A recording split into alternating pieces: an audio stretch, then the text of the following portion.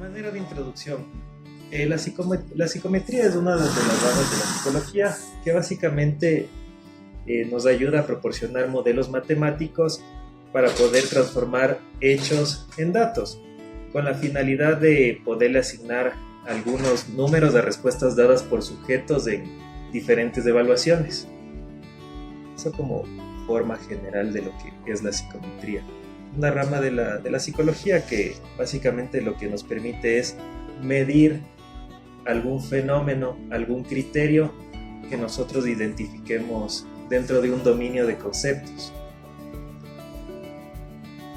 ¿Qué medimos? Dentro de ese dominio de conceptos, ¿qué es lo que nosotros podemos medir? Podemos medir conocimientos, aptitudes y capacidades, habilidades, destrezas, intereses, preferencias, vocaciones, personalidad, desempeño y a veces algún constructo no identificado o que no esté categorizado en la lista de lo que está acá. Por ejemplo, el tema de valores, que se suele ser un constructo interesante que a veces tenemos que medir.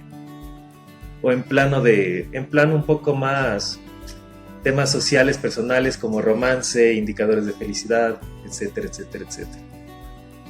¿Qué es una prueba? Es un procedimiento sistemático para medir una muestra de conductas. ¿Cuál suele ser uno de los problemas relacionados al uso de prueba? Que tal vez una muestra que nosotros seleccionemos no represente el universo de las conductas que nosotros queremos medir.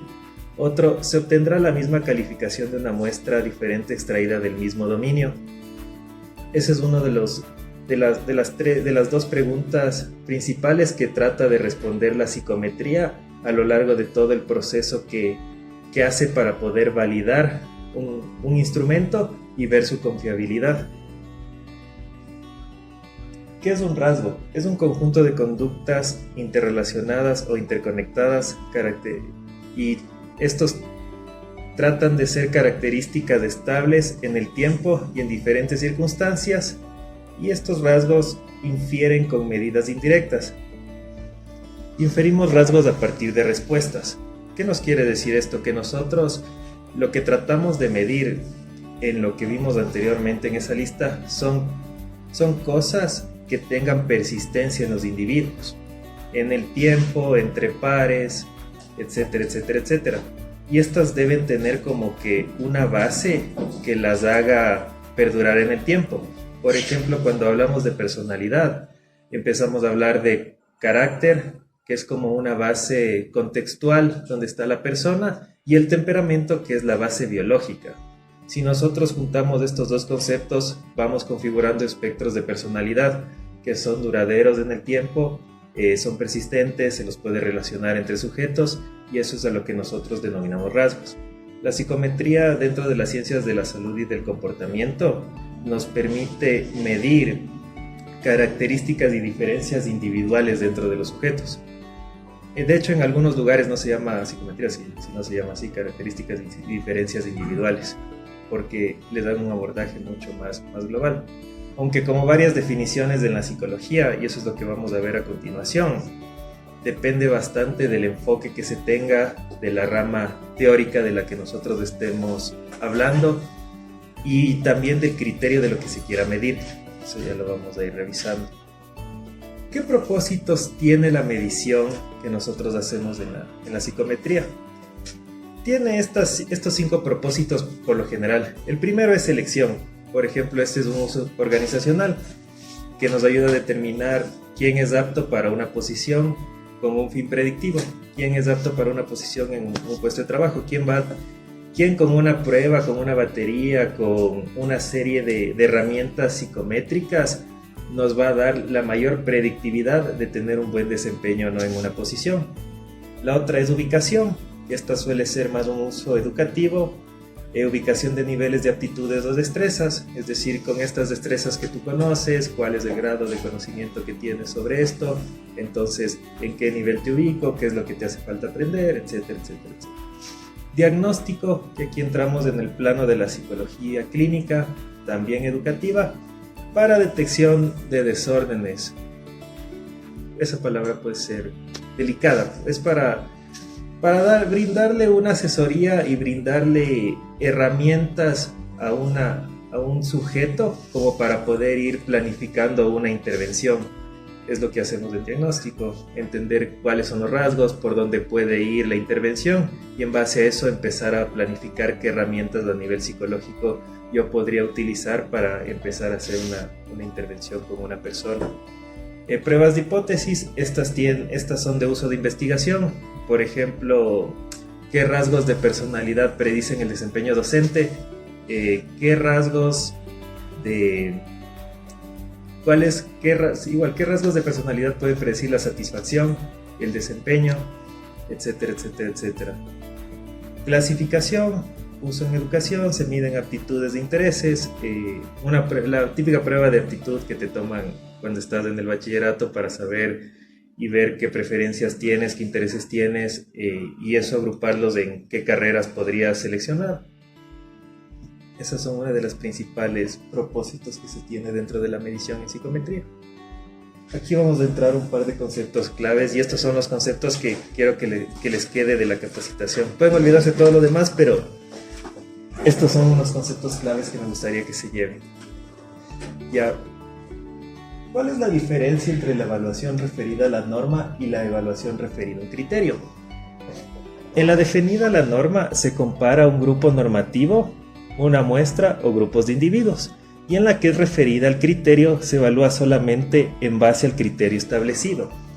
Por ejemplo, nosotros queremos implementar un test de personalidad para evaluar el desempeño docente. Hay dos formas.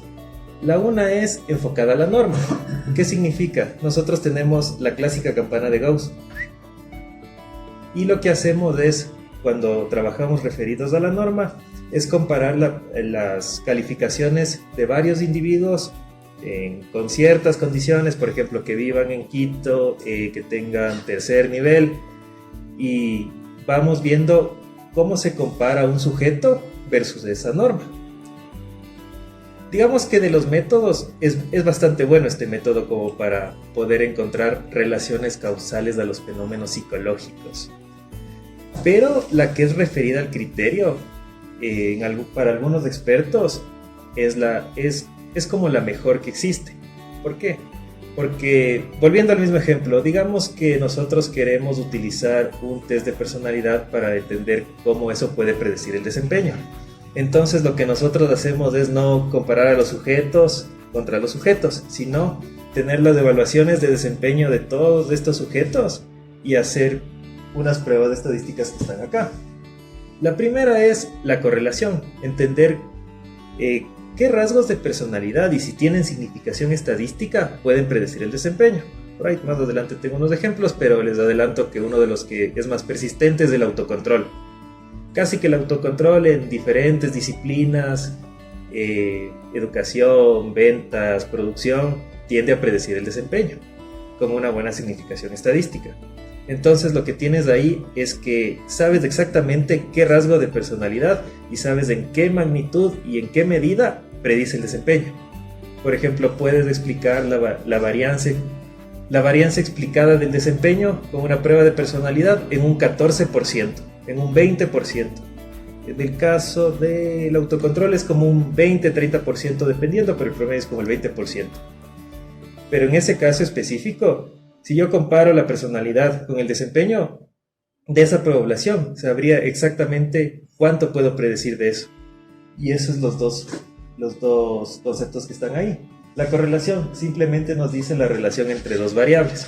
Siempre escuchamos en las revistas o en los noticieros que dicen se encontró una relación entre conducir tomado y los accidentes. Pero lo que realmente nos dice cuánto predice una variable sobre otra es el coeficiente de determinación, que no es más que el R cuadrado. Pero es importante hacer esta distinción, porque cuando nosotros tenemos una correlación, y eso verán en algunos de los sistemas estadísticos, muchas de las veces nos quedamos hasta ahí, tenemos la correlación y tales. Pero cuando nosotros utilizamos algunas fórmulas que van un poquito más allá, como puede ser una regresión, nosotros ya podemos ver el grado en que eso está prediciendo este 20-25% y podemos ver si eso tiene significación estadística o no, que también es otra parte importante. Nos dice la proporción de la variable que podemos predecir en base a otra. Eso es bien importante. Y hay otra que no la puse aquí, que es en base al estándar, es decir, porque contraté a un experto y el experto me dice que el desempeño predice, que la personalidad predice el desempeño en son estas dos variables y definieron un estándar y entonces le ponen alto, medio, bajo y es un estándar. Esas son como las tres formas que tú tienes como para, si se quiere, medir la relación entre fenómenos o calificar una prueba. Dicho de otra forma, puede ser en base a un estándar que nos juntamos y decimos el estándar es ABC, la otra es en base a un baremo, comparamos con la población, que esa es buena, y la otra el criterio, que es como la mejor que hay, es decir exactamente cuánto predice de la varianza, en qué nivel y tales. Pasos para diseñar un instrumento. Definición y descripción del criterio o atributo. Eso es bien importante, o sea, no es vamos a hacer un test de personalidad y ya hacemos un test de personalidad, sino es ¿por qué queremos usar un test de personalidad? O sea, no valida del instrumento. Es falso decir yo valido un instrumento. Lo que tú validas es el uso que le vas a dar al instrumento. O sea, por eso cuando te dicen vamos a aplicar un test de personalidad, y es como, ok, pero ¿para qué? Si es diagnóstico, es selección, para ubicar a alguien en un lugar, o sea, ¿cuál es el uso que le vas a dar? Eso es bien importante. La otra es, luego de que definimos cuál es el uso que vamos a darle al instrumento, hacemos una operacionalización. Establecemos el procedimiento para medir cómo podemos llegar a tener evidencia de ese constructo. Quiero medir la personalidad docente. Ya, entonces, ¿cómo vamos a medir la personalidad docente? Empezamos a hacer investigación y decimos, hay el Big Five. Bueno, ¿y para qué medimos la personalidad docente? Para saber qué docente es bueno desempeñarnos en el trabajo. Para cambiar de ejemplo, ¿qué docente tiene un mayor nivel de satisfacción? Y ahí vemos en los estudios que dice que el Big Five tiene una predicción como me invento, 30% en unos 2-3 rasgos. Y por ahí sale alguien más y dice, oye, pero yo encontré un instrumento más específico que el Big Five, que es exactamente para personalidad docente, porque igual como que salieron estos 3 rasgos en el Big Five. El uno es apertura al entorno, el otro es autocontrol. Y estos desarrollaron más ítems dentro de lo que es apertura al entorno que salió predictor del Big Five. Entonces, midiendo este instrumento, tú alcanzas a medir más. Ah, interesante. Entonces, basémonos en la metodología, en los ítems de este instrumento. Y el tercer punto es establecer las unidades de medida o cantidades del atributo. Ya, digamos en el mismo ejemplo, tenemos este otro ítem que es más preciso que el Big Five para este caso concreto de medición. Entonces vamos viendo los ítems, se adaptará, no se adaptará, cuántos ítems serán, etcétera, etcétera, etcétera. Esto es básicamente lo que tenemos que hacer, las preguntas que tenemos que hacernos cuando seleccionemos un instrumento o construyamos un instrumento. Un criterio conceptual es el atributo que nosotros queremos medir. Desempeño docente. El criterio real es la manera como medimos ese instrumento. Puede ser este test de personalidad específico. Decimos, ya chévere, ya hicimos 2 ítems, seleccionamos la teoría, diseñamos 2 ítems, chévere, este test nos va a ayudar. Viene el tema de la relevancia, que es la parte del criterio conceptual que podemos realmente medir del criterio real. En el fenómeno de la vida y de las cosas que pueden pasar, nosotros con el instrumento que diseñamos podemos medir de este criterio conceptual solo esa parte que está ahí que se llama relevancia. Es decir, del desempeño docente yo puedo explorar con este test de personalidad específico eso que se llama relevancia. Y tiene una predicción, digamos que tiene una predicción del 40%. Entonces eso es lo que yo estoy logrando medir. Eso siempre debemos tener en cuenta de cuando nosotros hacemos una medición o una evaluación. De ahí tenemos otra parte que es la contaminación, que es la parte del criterio real de los instrumentos de medición que usamos, que mide algo diferente al criterio conceptual. Se divide en sesgo y error. Usamos el Big Five, pero del Big Five solamente de los 5 grandes, 3 predicen desempeño docente.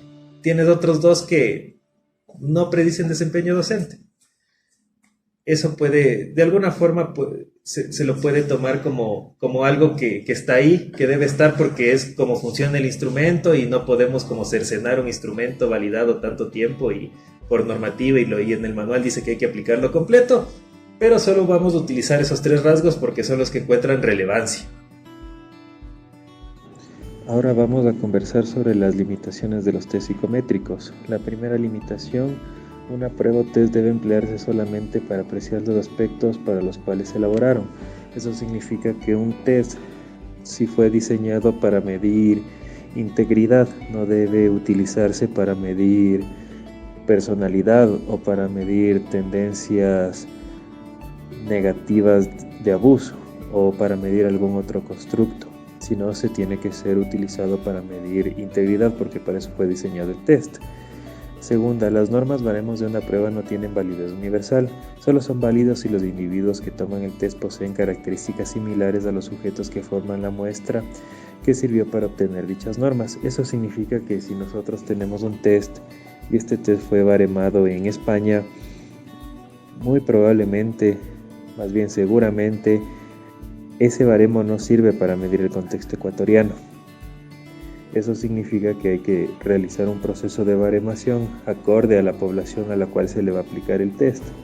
Y esto surge más o menos cerca de los años 40, 50 y 60, donde se trabajó ampliamente sobre el constructo de inteligencia y se empezaron a dar cuenta que las puntuaciones que tenían personas de Europa versus las personas americanas contra personas de los continentes del sur como África y Latinoamérica no eran concordantes porque tenían un solo estándar, y se dieron cuenta analizando más profundamente que habían preguntas que solamente eran conocidas en un contexto. Por ejemplo, si el baremo es diseñado en Estados Unidos y algún ítem está trabajando sobre preguntas muy específicas como, por ejemplo, ¿quién es Marilyn Monroe? Probablemente en Estados Unidos la conozcan, pero en Sudamérica, en África tal vez no. Y así ciertos detalles que son claves para la normalización de una prueba. Y en el punto 3, se deben construir normas para los grupos de los cuales se usará el test, si estos grupos difieren de aquellos de los cuales se hicieron los baremos que aparecen en el manual de la prueba. Esto es un poco complementando el punto anterior, es decir, si tienes la prueba y quieres aplicar esa prueba a un contexto, tienes que hacer una pequeña revisión de los ítems y generar un nuevo baremo para la población a la cual se va a aplicar. Otra de las limitaciones es que un test aprecia la función medida tal como se da en el individuo en el momento de aplicación de la prueba. Si las condiciones influyen sobre el individuo se modifican, existe la posibilidad de que tales cambios influyan en los puntajes resultantes del test. ¿Esto qué significa? Que si alguien, por poner un ejemplo, no durmió, llega en estado etílico o bajo los efectos de alguna sustancia, obviamente la aplicación que va a hacer de la prueba se va a ver influenciada por esta condición del sujeto. Entonces, antes de realizar una prueba es importante, dentro del encuadre que se hace, mientras se dan las instrucciones, poder revisar que los sujetos estén en condiciones de rendir la evaluación para que esto no afecte la calificación que se obtendrá.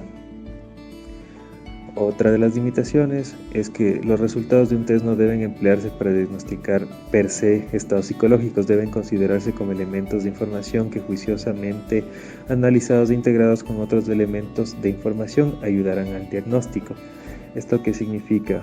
Que si nosotros utilizamos un test, debe ayudarte a generar un espectro, es evidencia del criterio, como lo revisábamos en las láminas anteriores.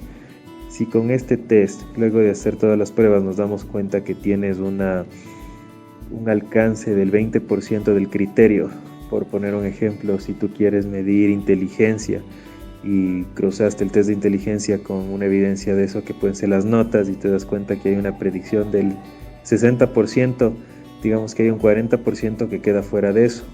Entonces, como para poder tener cierta evidencia adicional, es importante aplicar otro tipo de baterías, aplicar otro tipo de técnicas como la entrevista,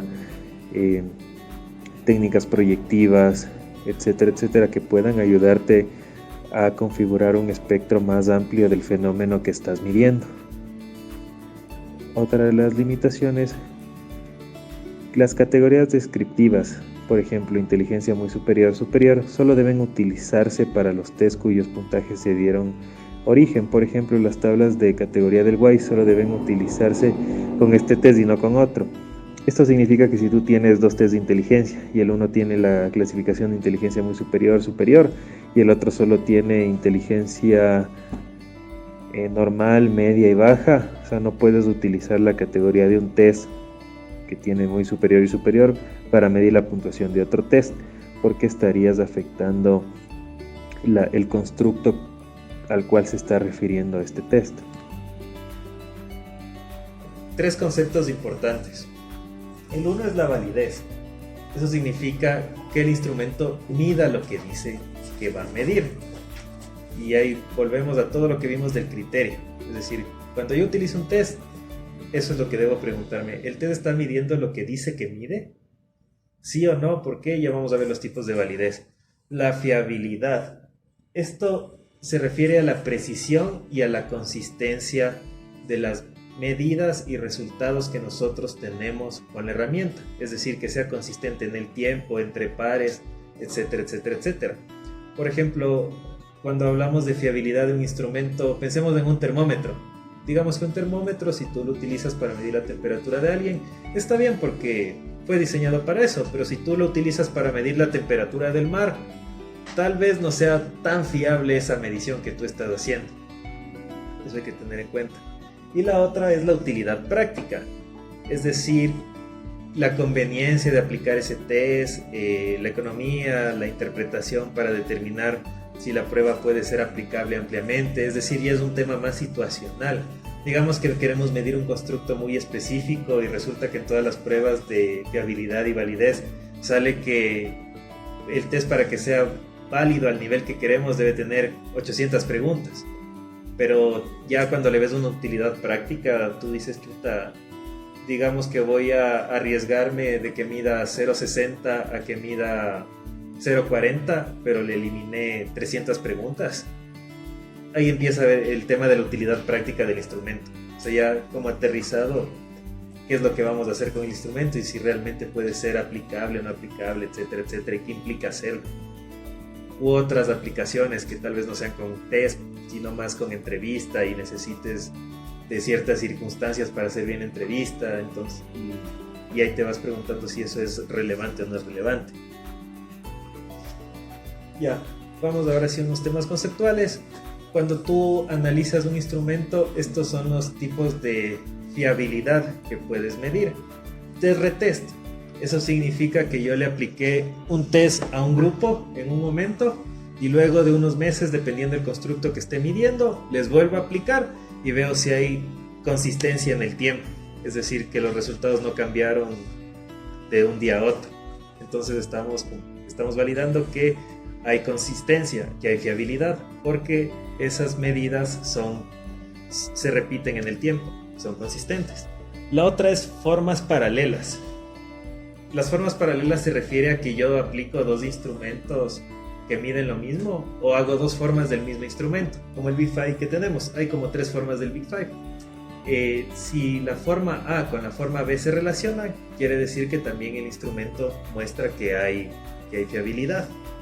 La otra es consistencia interna. En esta nosotros lo que hacemos es validar realizar la medida de fiabilidad de que los ítems estén apuntando teóricamente al constructo.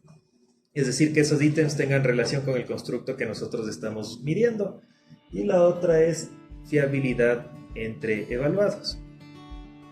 Es para ver si hay una fiabilidad entre las personas que nosotros estamos realizando la medición. Igual, para ver si los ítems están apuntando a esa definición, a ese constructo que nosotros estamos tratando de medir. Fiabilidad entre evaluadores. Cuando quieres ver si hay fiabilidad entre las personas que tú evaluaste, en las que tú aplicaste la evaluación. y eso tú lo haces para ver, o sea, no que tú puntúas una cosa, yo puntúo otra, él puntúa otra que no está, sino que las calificaciones que nosotros tenemos están como apuntando hacia... Validez de criterio es la que hablamos ampliamente porque es como la más clave. Esta se divide en dos, la predictiva y la concurrente. La predictiva, la diferencia entre los dos es el tiempo de aplicación. La predictiva, por ejemplo, es hoy aplico una prueba de ingreso a la universidad y de aquí en 2-3 semestres correlaciono con las notas y yo puedo saber si hay relación o no. La concurrente significa que ese mismo rato yo les aplico las dos cosas a las personas. Por ejemplo, gente que ya entró a la universidad, les aplico el test de ingreso y correlaciono con las notas ese mismo momento. Eso se llama concurrente. La diferencia básicamente está en que en la predictiva yo tengo información de gente que entró como la gente que no entró y puedo saber si la gente que no entró le hubiera ido bien o le hubiera ido mal. Pero en cambio con la concurrente solamente tengo información de la gente que entró, o sea se disminuye un poco el rango de medida de ese criterio, pero igual se utiliza y es bastante válido. Es como la diferencia entre las dos. La otra, aquí se me han mezclado las diapositivas. La otra es validez de constructo. Está mal esa diapositiva. Y la validez de constructo se divide en convergente y discriminante. Está ahí mal la flechita. Es validez de constructo, convergente y discriminante. Y básicamente esta evidencia de validez es relacionar, para ponerlo simple, dos tests que midan lo mismo. Digamos que yo quiero medir personalidad, quiero validar un instrumento de personalidad, quiero validar el Big Five. Entonces comparo el Big Five y digo, ¿qué otro test mide lo mismo que el Big Five? El 16PF. Entonces si yo aplico esos dos tests diferentes a una misma muestra de sujetos, en teoría deberían compararse, porque son tests que miden lo mismo. A eso se refiere la validez de constructo. Convergente, por ejemplo, si yo estoy relacionando extraversión con extraversión, es convergente. Y discriminante, cuando yo relaciono extraversión con introversión, es discriminante. Me ayuda a diferenciar los dos. Y la última es la validez de contenido. Que la validez de contenido básicamente se refiere, y es la validez más utilizada, a tener un panel de expertos que te digan, nosotros a nivel teórico creemos que este test y estos ítems son relevantes. Y por ahí hay algunas técnicas que es Osgood, interjueces, etcétera, etcétera, para medir este criterio de los expertos, que te digan que eso es relevante. Si los quieres poner en orden de prioridad, la más básica es como la validez de contenido, porque solo reuniste un panel de expertos que te dijo si eso es relevante.